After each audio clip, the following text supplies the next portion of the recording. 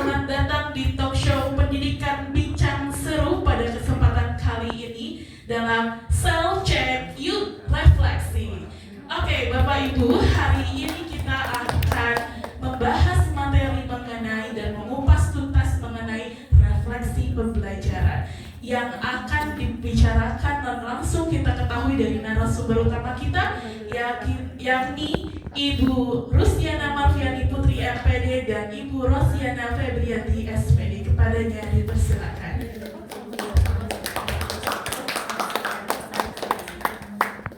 Silakan Ibu dulu, boleh. Saya perkenalkan terlebih dahulu, Ibu Rustiana Marfiani Putri MPD merupakan guru dari Sekolah SMA Negeri 1 Ciawi dan sudah berpengalaman mengajar 20 tahun dalam dunia pendidikan. Dan Ibu Rosiana Febrianti SPD merupakan guru dari Bahasa Indonesia dari SMA IT Al-Kafi dan sudah 20 tahun juga hampir ya Bu ya? Sudah mengajar sebagai guru Bahasa Indonesia. Beliau akan menjadi narasumber pada kesempatan kali ini dalam refleksi pembelajaran. Baik, sebelum kita mengawali hari ini, kita mengucapkan basmalah terlebih dahulu ya Ibu ya. Bismillahirrahmanirrahim. Baik Ibu, hari ini kita akan membahas mengenai refleksi pembelajaran. Nah, biasanya ini kan refleksi ini pasti berhubungan dengan PM ya Bu ya? Ya, mendalam. Nah, refleksi ini biasanya ada di kegiatan terakhir dan biasanya juga ada kalanya guru masih bingung nih Bu tentang refleksi pembelajaran. Apakah sebenarnya sih refleksi pembelajaran itu sebenarnya apa sih Bu gitu? Mungkin bisa dijelaskan oleh Bu Ana.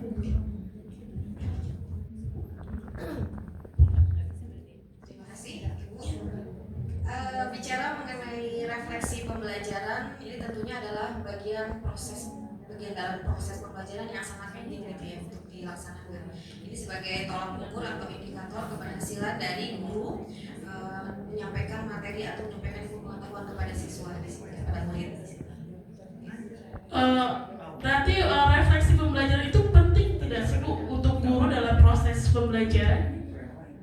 Tentunya kalau melihat penting atau tidaknya itu sangat penting karena itu tidak bisa dilepaskan atau bagian dari proses pembelajaran.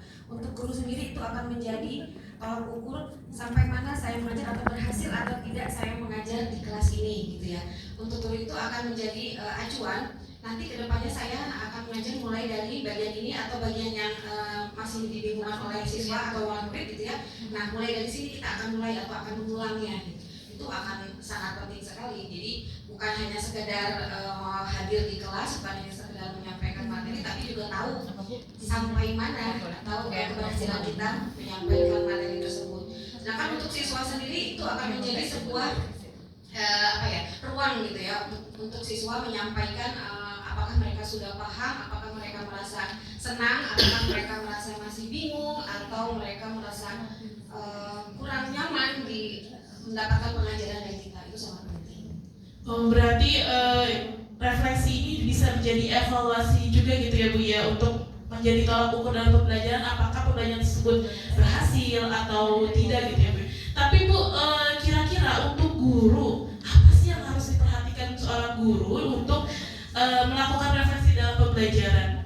Sekiranya apa sih, misalnya kita kan melihat murid itu beda-bedanya atau seperti apa gitu Bu. Jadi refleksi itu digunakannya perlu diperhatikan gurunya tuh dalam hal apa sih Bu dalam pembelajaran itu refleksi ini? Tentunya untuk guru dalam melaksanakan refleksi itu yang betul-betul harus diperhatikan adalah satu, sampai tidak nih materinya gitu ya. Itu yang pertama. Jangan-jangan kita sudah panjang lebar menyampaikan materi tapi ternyata kita masih egois gitu, masih mengedepankan kepentingan kita sendiri. Yang penting saya sudah masuk, saya sudah menyampaikan, jangan seperti itu. Berarti kita harus tahu materi kita itu sampai nggak sih ke mereka, atau mereka nyaman tidak sih menerima materi dari kita gitu. Mereka paham tidak sih gitu. Artinya dari guru tentu harus sangat memperhatikan satu, materi yang disampaikan sampai atau tidak. Yang kedua, mereka nyaman atau tidak, itu sangat penting. Jadi hal-hal tersebut merupakan yang harus diperhatikan oleh guru ya Bu ya. Mungkin apakah kepada cara peserta didik, cara peserta didik melakukan refleksi pembelajaran. Mungkin dari Bu Rosi kali ya Bu ya. Menurut pengalaman Bu Rosi atau apakah bagaimana gitu? Bagaimana cara peserta didik bisa melakukan refleksi pembelajaran di dalam kelas? Ya, terima kasih atas pertanyaannya, Bu Sur. Peserta didik itu bisa mencatat apa saja hal apa saja yang bisa dia dapatkan pada hari itu, kemudian dia bisa mengingat-ingat kembali, membaca catatannya mana yang dia belum pahami, kemudian bisa mendapatkan ini ada hal baru yang dapat saya pelajari pada hari ini. Kemudian tidak tanpa harus ditanya oleh gurunya, dia ciri pembelajaran itu bisa bagus gitu ya, berlangsung dan baik apabila santri siswa itu bisa langsung bertanya, Bu saya belum paham bab ini gitu. Nah itu berarti kan pembelajaran kita menarik ya, walaupun dia belum paham. Nah itu dicatat oleh kita, disuruh mencatat hal-hal yang belum dia pahami, hal-hal yang masih dia bingung gitu ya. Kemudian itu bisa macam-macam ya Bu ya dilaksanakan, dan emang sangat berpengaruh untuk peserta didiknya atau murid di kelas gitu ya Bu ya. iya. Adapun tekniknya juga bisa macam-macam, bisa lewat tadi selain lisan, tulisan, bisa juga kita menggunakan teknologi yang ada, aplikasi yang tersedia, misalnya Padlet, bisa atau apa yang dan sebagainya. Bisa baca-baca ya Bu. Iya. Nah Bu, tadi kan menurut Bu Ana bahwa refleksi itu penting ya untuk proses pembelajaran. Nah saya mau tanya nih menurut Ibu, apakah menurut Ibu refleksi itu penting bagi peningkatan kualitas pembelajaran? Nah coba Bu, kita kan belum tahu juga nih. Oh ya, penting sekali ya, karena bisa melatih metakognitif, kemampuan berpikir kritis. Dia tidak hanya menilai atau mengevaluasi apa yang kurang dari pembelajaran hari ini, bisa oh ya ibu kayaknya kurang begini, kurang begitu, tetapi juga bisa merefleksikan dirinya sendiri, kayaknya saya kurang bisa deh untuk ini. Lantas sebagai guru kita ngapain? Sebagai guru itu kita membimbing mereka. Solusinya kalau bisa dari anak sendiri, bukan dari guru. Kita bertanya, kalau kamu nggak bisa materi ini, apa sih langkah-langkah yang bisa kamu lakukan sendiri?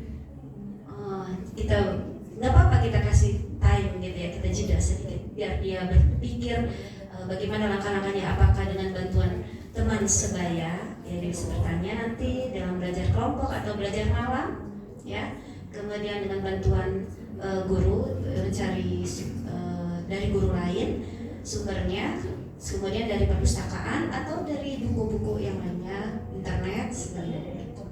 Banyak cara sih. Berarti banyak sekali cara dalam melakukan refleksi. Lantas kenapa guru-guru harus sampai lupa gitu melakukan refleksi? Karena refleksi itu ternyata banyak macamnya dan secara sederhana pun bisa dilaksanakan ya. Nah, berhubung dengan sebenarnya kan bisa dilaksanakan dalam kegiatan apapun gitu ya Bu, maksudnya dengan cara apapun. Kira-kira nih mungkin Bu Ana atau misalnya Bu Rosi bisa memberikan tips kepada kami semua nih sebagai guru-guru atau calon guru atau guru-guru hebat di sini semua yang ada di sini, mungkin bisa berdua atau misalnya salah satu gitu ya. Kira-kira apa sih bentuk kegiatan refleksi yang sederhana namun efektif gitu? Menurut Bu Ana boleh, buat Bu Rosi juga boleh gitu, yang bisa kita lakukan di kelas agar guru-guru tuh jangan sampai ada yang lupa refleksi gitu. Ternyata refleksi itu penting loh Bapak Ibu gitu. Mungkin bisa diinfokan kepada kami ini Bu. Ya, sebenarnya semuanya bergantung pada kondisi di sekolah ini seperti apa. Untuk sekolah-sekolah yang jelas difasilitasi oleh digitalisasi, tentunya akan mudah gitu menggunakan beberapa aplikasi atau beberapa cara yang memanfaatkan digital gitu ya. Kayak bisa pakai Mentimeter, kita bisa pakai Padlet mungkin gitu ya, atau pakai Google Form yang sederhana sekali itu juga bisa. Artinya semua anak bisa memberikan suaranya gitu. Tapi ketika misalnya kondisi sekolahnya tidak memiliki waktu yang cukup gitu. Kadang begitu sih Bu, kita lupa itu karena terburu-buru waktunya habis aja Iya gitu ya. betul, kondisi ya yang memaksakan. Kadang kita egois juga, kita ngejar materi harus sampai selesai tanpa kita tahu ternyata anak tuh sebenarnya nggak nyaman loh gitu loh. Kadang begitu, kadang mungkin di sini kita harus membuka diri kita juga gitu ya, untuk melihat jangan egois gitu ya. Jadi mencoba untuk menyelami juga ke mereka. Nah kalau waktunya sedikit, sempit sekali, paling tidak kita kita bisa secara lisan sih, bisa atau tadi ya Bu ya, dengan kartu ya, dengan apa nulis di sticky note atau apa Sticky note, masih bisa ya. gitu. exit ticket. Jadi keadaan atau kondisi apapun itu tidak mempengaruhi untuk melaksanakan refleksi ya Bu ya, maksudnya Iya, tidak betul. menjadi suatu kesulitan gitu ya. Sebenarnya dalam keadaan apapun kita bisa melaksanakan refleksi dalam kelas. Iya betul. Kalau misalnya kita lihat murid kita pegang HP itu diperbolehkan pegang HP, kita langsung sebutkan share aja link Mentimeter atau Padlet atau apapun yang bisa kita share dengan cepat itu refleksinya seperti apa. Kita bisa mengetahui jawaban-jawaban itu dari diskusi singkat juga bisa seperti itu.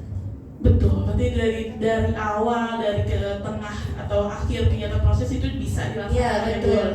Kalau untuk guru kita bisa sekali lagi saya mengingatkan teman-teman juga bahwa penting terutama kita sebagai pendidik ya, refleksi diri itu bisa kita lakukan di awal, di tengah dan di akhir. Di awal itu kita memperhatikan RPP yang kita susun, media pembelajaran, asesmen sampai refleksi itu kita susun apakah ini tepat dengan kondisi yang ada di sekolah kita, apakah murid-murid kita itu benar-benar membutuhkan materi ini gitu.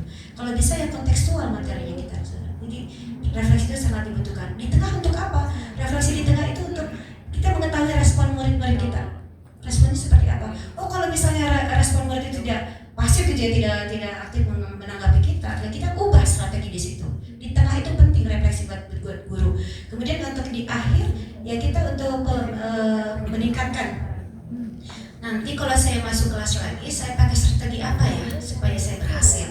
Atau ternyata di kelas ini berhasil strateginya, di kelas lain tidak berhasil. Metode apa yang harus, model pembelajaran apa yang harus kita terapkan di dalam kelas itu? Bisa jadi di kelas IPA cocok dengan games LU tadi yang Bu Diani sampaikan gitu ya. Tetapi di IPS nggak cocok. IPS lebih senang ngomong, IPS itu lebih senang drama. Pengalaman saya itu ketika pakai metode drama, mereka antusias luar biasa. Dia ngomong apalagi debat atau diskusi kelompok, mereka nomor 1 kalau ada IPS ya. Seperti itu. Refleksi itu perlu kita lakukan kapan saja, di mana saja kita bisa lakukan itu. Nah, kalau untuk murid bagaimana? Refleksi itu bisa dilakukan di tengah, di awal misalnya dengan cara, nanti ada asesmen ya, itu beda ya, nanti beriringan. Jangan sampai kita melupakan refleksi di akhir. Sampai mana sih pemahaman murid kita? Jangan sampai di kelas itu jasadnya hadir, tapi pikirannya di mana-mana. Nanti lapar, pengen ke kantin gitu kan. Aduh ngantuk banget, borosi ngobrol ceramah mulu misalnya itu jadi refleksi kita seperti itu. Baik, berarti refleksi ini bisa jadi evaluasi untuk diri kita gitu ya Bu ya. Mungkin Bu Ana gitu ya, itu kan menurut versinya Bu Rosi nih, kita kan perlu dari keduanya. Kira-kira menurut Bu Ana nih, adakah indikator gitu bahwa refleksi itu pembelajaran itu berjalan baik? Apakah kan kita masih bingung ya, dia berjalan baik atau enggak nih gitu. Menurut Bu Ana ada nggak sih indikator atau bisa sharing juga ke kita indikator bahwa refleksi itu berjalan dengan baik itu seperti apa? Refleksi atau pembelajaran ya? Iya betul. Kita harus buka mata, buka telinga, yang pasti harus lebih peka gitu ya, melihat respon anak-anak di sini gitu ya. Selain kalau kita tidak pakai media, kita misalnya menyampaikan secara langsung, itu akan sangat terlihat gitu. Ketika anak bisa ditanya, "Nak, bagaimana dengan pembelajaran kita hari ini?" "Ibu, seru sekali, Ibu, menyenangkan sekali." Kita langsung tangkap gitu loh kegembiraan mereka, atau hanya sekedar, "Ya Bu, seru Bu, menyenangkan Bu." Kita peka gitu. Apakah hanya sekedar ya udahlah biar yang penting cepat beres gitu. Berarti ada sesuatu yang tidak beres dengan apa yang kita ajarkan gitu. Ternyata mereka ini kurang nyaman nih. Mereka seperti kurang bisa menerima nih. Berbeda dengan kalau kita misalnya nanti kita bisa lihat ya Bu ya, penggunaan Mentimeter atau Padlet gitu ya. Itu berbeda dengan menggunakan media, itu nanti akan terlihat gitu. Mereka bisa mengutarakan dengan panjang lebar gitu ya. "Bu, saya itu sebenarnya menyukai pembelajaran yang begini. Tapi tadi ketika Ibu menyampaikan, saya cukup senang," bisa gitu. Itu bisa panjang dengan menggunakan Google Form misalnya, itu bisa tersampaikan seperti itu. Berarti sebenarnya indikator itu bisa lewat aplikasi apapun sebetulnya. Jadi kita bisa melihat hal-hal memang yang menjadi evaluasi untuk kita atau misalnya untuk muridnya di dalam proses pembelajaran. Kira-kira, ya boleh Bu Rosi, silakan. Izin menambahkan ya refleksi. Nah, salah satu cara lain untuk mengetahui refleksi diri kita sebagai seorang pendidik, kita bisa mencari teman sejawat. ya kita bisa minta bantuan teman-teman kita untuk mendapatkan umpan balik dari teman-teman kita. Nah, kebetulan saya itu senang sekali jika ada orang yang datang ke kelas saya saya senang sekali jika ada orang yang memberikan masukan untuk saya. Oh, ibu kurangnya di sini, kurang di sini. Itu umpan balik yang sangat saya harapkan. Begitu juga saya juga senangnya suka nontonin guru ngajar. Jadi kalau ada guru ngajar dan saya jamnya kosong, saya minta izin. Kolaborasi gitu ya. Iya, saya minta izin. Pak, boleh nggak saya mengamati Bapak mengajar? Kenapa ya, saya terkejut sekali nih Ibu begini. Ya, saya ingin mendapatkan insight dari pembelajaran Bapak. Mungkin ada yang bisa saya amati, tiru dan modifikasi seperti itu. Umpan balik yang sangat luar biasa dari teman-teman. Saya bersyukur di Al-Kahfi memiliki rekan-rekan yang sangat mendukung. Ya, kolaborasinya luar biasa, dan disitu saya mencari celah. Adakah guru-guru yang bisa saya ajak untuk bermitra dalam pembelajaran saya? Walaupun sampai saat ini belum. Tapi alhamdulillah dari sini saya terinspirasi untuk menjalin kemitraan dengan guru pelajaran lain. Berarti kolaborasi itu penting. Kita kan bisa sharing ya Bu ya, dengan kolaborasi itu tentang refleksi itu apa, gimana, misalnya aplikasi apa yang bisa kita gunakan, lalu hal-hal apa yang bisa kita lakukan di kelas kalau misalnya kita terbatas oleh teknologi, digital dan lain sebagainya. Dengan kita bersharing dengan teman sejawat itu merupakan kolaborasi juga, sebenarnya tukar pikiran dengan teman sejawat berarti ya. Nah mungkin tadi kan kata Bu Rosi itu refleksi bisa dilaksanakan di awal, tengah atau akhir ya. Tapi coba kita kupas tuntas dulu menurut Bu Ana, kira-kira kapan sih waktu terbaik kita melakukan refleksi dalam pembelajaran? Ya. Kalau dalam pembelajaran biasanya lebih idealnya gitu ya.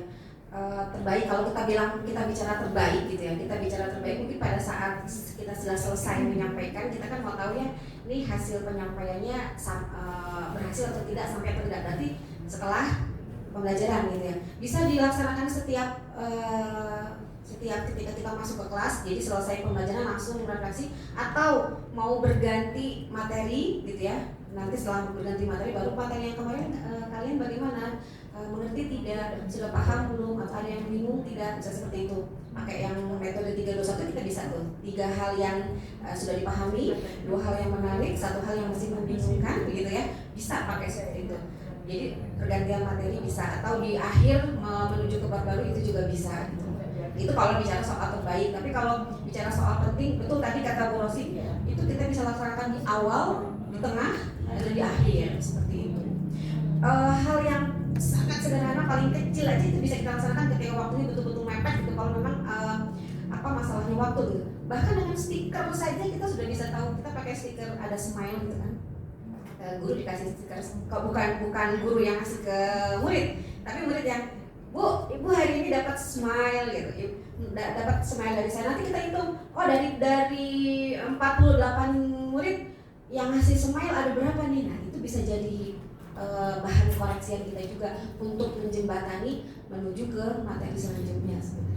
Baik, berarti memang refleksi itu bisa dilaksanakan di waktu kapanpun saat proses pembelajaran ya, bisa di awal, tengah ataupun di akhir. Dan refleksi itu ternyata penting loh Bapak Ibu. Jadi jangan lupa, karena dia termasuk ke dalam pembelajaran mendalam nggak sih Bu? Refleksi itu berhubungan nggak sih? Mungkin Bu Rosi boleh. Apakah refleksi itu membantu pembelajaran mendalam atau berhubungan atau enggak sih sama dengan pembelajaran mendalam? Ya, sangat berhubungan. Dan ini adalah sangat berhubungan dan hal yang penting dilakukan dalam pembelajaran mendalam. Kan pembelajaran itu dikatakan sukses apabila pembelajaran kita sudah tercapai tuntas. Nah, kalau belum tuntas bagaimana? Kita remedial anak-anak. Dengan apapun caranya kita remedial. Gak bisa dengan tes, mungkin dengan tes lisan gak apa-apa, ya. Dengan apapun, jangan terpaku pada tes lisan, tes tulisan. Dengan berbagai cara kita bisa mengamati. Yang terutama kan dia bisa mengamalkannya ya. Kita lihat tujuan pembelajarannya apa. Kalau jadi tidak mengejar angka ya. Saya setuju dengan pendapat Pak Rudi kemarin ya. Tidak bahasa itu ya. Tidak mengejar angka, tetapi sampai ada hasilnya, ada keterampilan baru yang dimiliki oleh murid. Itulah yang diharapkan dalam pembelajaran mendalam itu. Ya kan? Bukan hanya sekedar bicara teknologi, tapi keterampilan baru apa yang dia miliki dan dia bisa aplikasikan dalam kehidupan sehari-hari. Itulah pentingnya refleksi dalam pembelajaran. Baik, Ini Bu, tadi kan Ibu sudah spill ya dari macam-macam tentang media-media pembelajaran yang media yang mungkin bisa kita gunakan untuk refleksi. Kira-kira bisa di-spill ulang nggak sih Bu? Tadi mungkin kan itu kan sepintas-sepintas ya, mungkin kita juga pengen dengar lebih jelasnya. Kira-kira bisa menggunakan media apa saja sih Bu untuk kita melakukan refleksi? Mungkin dari Bu Ana boleh, dari Bu Rosi boleh, kita saling melengkapi kita ya. Ini Bu Sun, kita bisa menunjukkan bentuk digital kalau kita mau pakai Padlet mungkin Padlet. bisa ditunjukkan. Oh boleh, berarti sambil dicontohkan ya Bu ya, kita bareng-bareng bersama boleh. Jadi ketika di kelas kita mau pakai media Padlet gitu ya, kita sudah siapkan dulu Padletnya tentunya untuk kelas-kelas yang sinyalnya kuat yang pasti murid-muridnya semuanya memegang HP gitu ya. Jadi di akhir nih, misalnya ketika di akhir nih udah mau selesai nih, udah mau bel gitu ya, taruhlah 10 atau 15 menit sebelum bel gitu, kita bisa melakukan refleksi anak-anak mengenai pembelajaran kita hari ini. Kalian bisa memberikan penilaian loh untuk Ibu, atau adakah yang kalian belum paham, kalian bisa sampaikan loh melalui Padlet, kita berikan kita share linknya seperti itu. Mungkin bisa audiens boleh mencoba ya Bu ya, berarti boleh mencoba di handphonenya. Kita merefleksi bersama-sama kegiatan hari ini. Boleh. Ini contoh saja ya Ibu. Menariknya di sini Mau bisa terlihat Bu, jadi semuanya penilaian penilaian murid itu bisa langsung dilihat sama-sama gitu. Oh, bisa jadi refleksi bersama-sama juga ya Bu ya. Oh iya, menyenangkan. Nanti jadi yang tadinya misalnya nggak usah disebut namanya, bisa saya sebutkan kurang menyenangkan atau kurang paham, itu mereka juga bisa gitu, bisa dilihat semua. Berarti dari sini ada muncul pertanyaannya nggak Bu ya? Ada yang sudah masuk mungkin?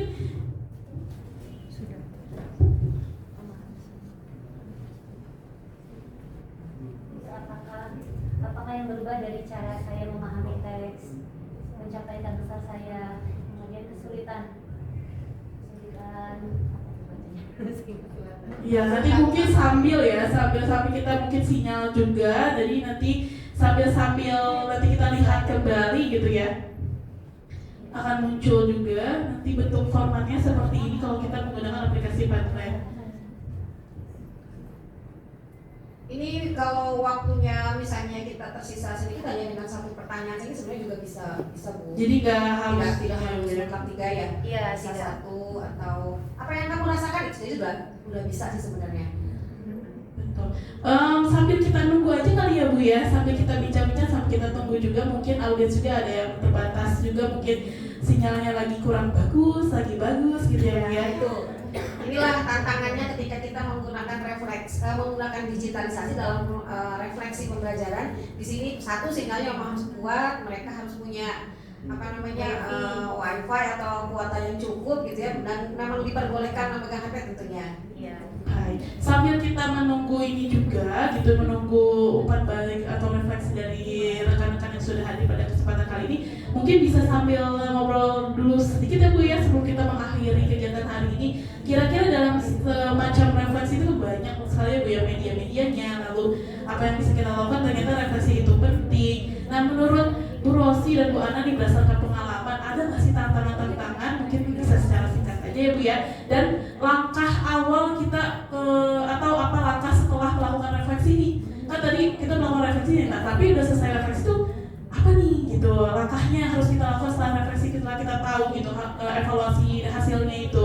Nah mungkin berdasarkan pengalaman boleh, mungkin secara singkat aja ya Bu ya, pengalaman boleh, dan berdasarkan yang pernah dilakukan juga boleh. Kalau berdasarkan pengalaman Bu, ada banyak sekali tantangan, termasuk ini salah satunya ya, kesulitan sinyal gitu ya. Ada kelas-kelas tertentu yang itu sinyalnya lemah sekali gitu kalau kita pakai digital. Ada anak juga yang Bu nggak ada kuota dan sebagainya gitu.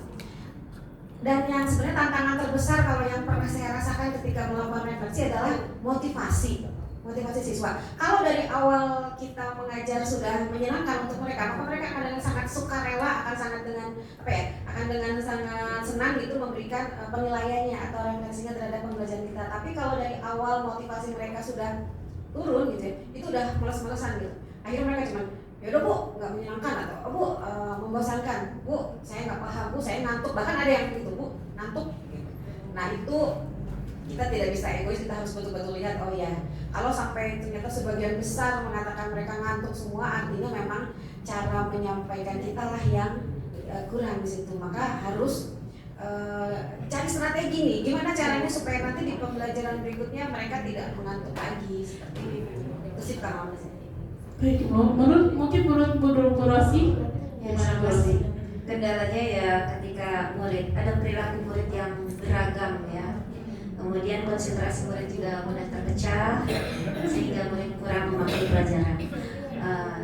Balik lagi ke persiapan kita ya, persiapan yang dilakukan adalah mengelola kelas sesuai dengan kebutuhan murid, membuat pembelajaran yang menarik, melakukan interaksi dengan dan komunikasi aktif dengan murid. Kemudian kalau kita bisa ice breaking ya ice breaking, kalau nggak bisa tebak-tebakan sederhana aja. Misalnya nih, saya pengalaman saya ngajar di jam terakhir ya, udah siang, lapar, ngantuk dan sebagainya di kelas Ikhwan pula ya.